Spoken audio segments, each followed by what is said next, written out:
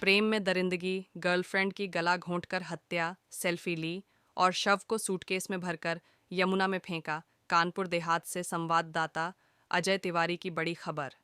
कानपुर नगर में एक सनसनीखेज हत्याकांड का खुलासा हुआ है। युवक ने अपनी गर्लफ्रेंड की गला घोंटकर हत्या की, फिर शव के साथ सेल्फी लेकर दोस्त की मदद से सूटकेस में भर दिया और बांदा जिले में यमुना नदी में फेंक दिया। पुलिस ने घटना के 2 महीने बाद मामले का पर्दाफाश किया है। डीसीपी साउथ दीपेंद्र नाथ चौधरी ने बताया कि कानपुर देहात के रूरा थाना क्षेत्र के सुजनीपुर गांव की विजयश्री ने 8 अगस्त को हनुमंत विहार थाने में बेटी आकांक्षा उर्फ माही 20 की गुमशुदगी दर्ज कराई थी।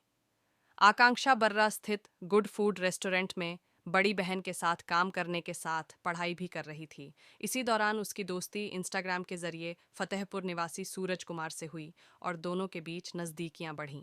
परिजनों के मुताबिक सूरज के कहने पर आकांक्षा ने नौकरी बदलकर हनुमंत विहार में किराए पर कमरा ले लिया था।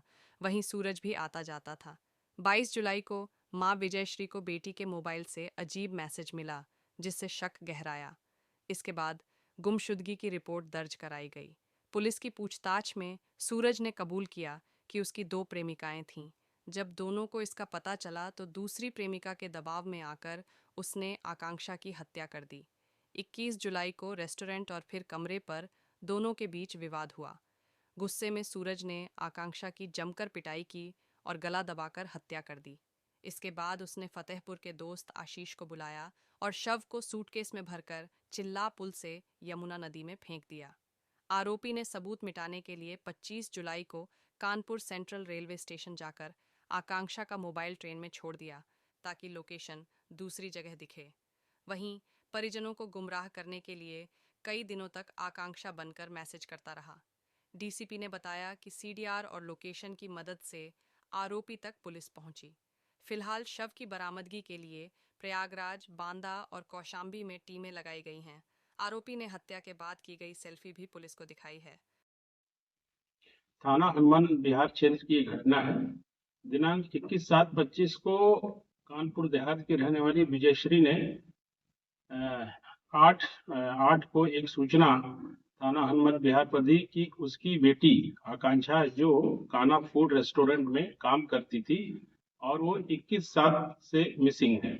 इस सूचना पर एक गुमशुदगी थाना हनुमान विहार पर दर्ज की गई थी और इसमें हमारी विवेचना प्रारंभ हुई। इसमें प्राथमिक रूप से इस लड़की के जो मोबाइल थे उनका सीडीआर निकाला गया, तो उसमें सर्वाधिक वार्ता इसकी एक सूरज कुमार उत्तम जो मूल रूप से दिल्ली की फतेहपुर का रहने वाला था उससे वार्ता होती थी और इसकी तलाश की गई। बाद में ये लड़का जब पुलिस की पकड़ में आया तो इससे जब गहराई से पूछताछ की गई तो इसने ये बताया कि इसने इस लड़की से दोस्ती थी इसकी पूर्व में और ये एक तरीके से ये एक वहाँ हनुमान विहार क्षेत्र में ही एक कमरा लेकर के रहते थे और जब ये लड़की किसी अन्य लड़के से भी बात करने लगी तो इस लड़के ने उस पर एतराज किया और इसी को लेकर के इनका विवाद हुआ था। रात्रि में ये उस लड़की के कमरे पर गया और इसने उसको पहले दीवार से ठोकर मारी और उसके बाद उसकी गला दबा करके हत्या कर दी।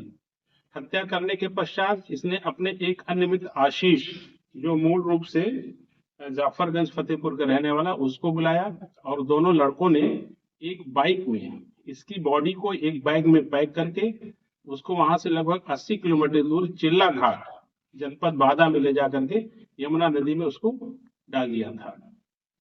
अब इसमें हमारी टीमें अभी लगी हुई हैं। अभी इसमें बॉडी की रिकवरी नहीं हो पाई है, लेकिन बादा और फतेहपुर, इसके अलावा कौशाम्बी, इलाहाबाद आदि जनपदों में हम इस बात की जानकारी कर रहे हैं कि कहीं इस उम्र की लड़की का, इस हुलिया की लड़की का कोई पोस्टमार्टम तो नहीं हुआ है।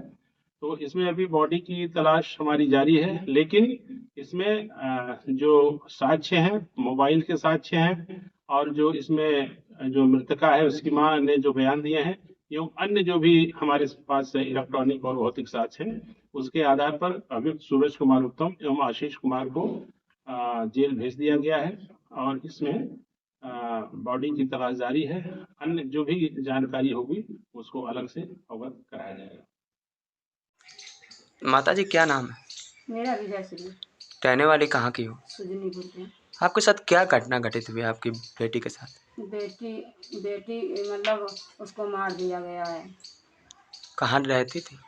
पहले वो बर्रा में रहती थी, बर्रा पुराने थाने के पास। और फिर वो 1 साल से रह रही थी।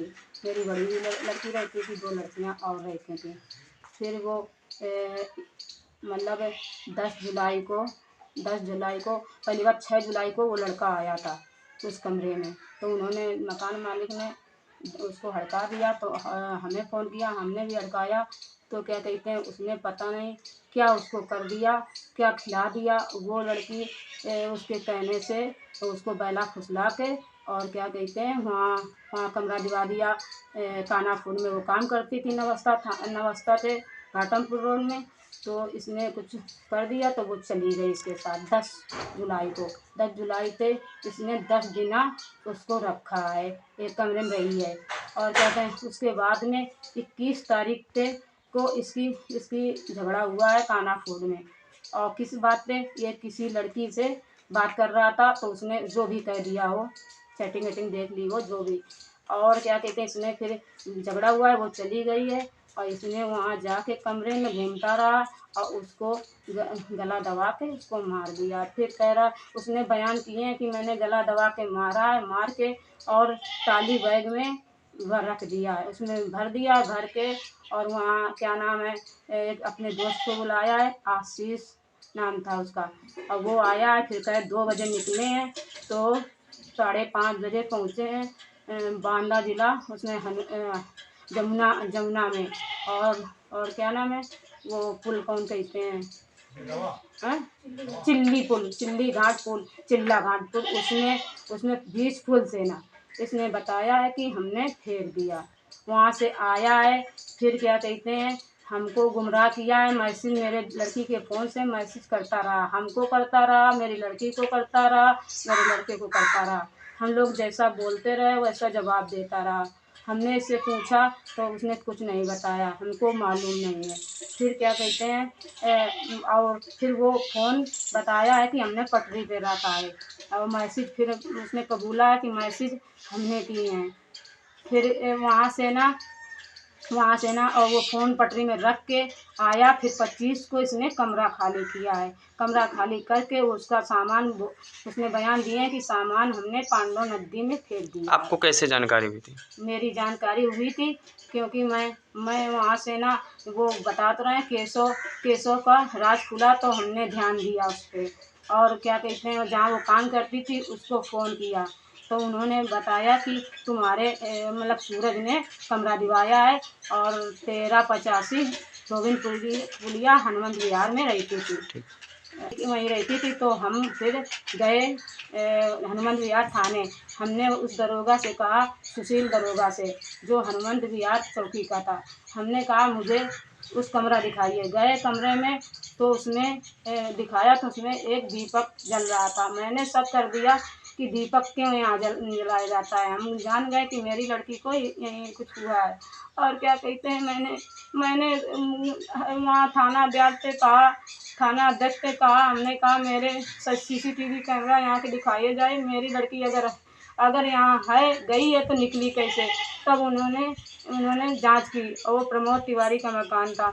तब उन्होंने जांच की और क्या कहते हैं उसको सर्वलाइन नंबर पे उसका नंबर डाला गया, उससे बयान दिए गए।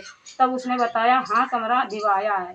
पर बाद में फिर रात में रखा उसको, तब उसने बयान फिर मारा होगा, तब बयान उसने बताया कि मैंने ऐसे ऐसे मारा था उसको।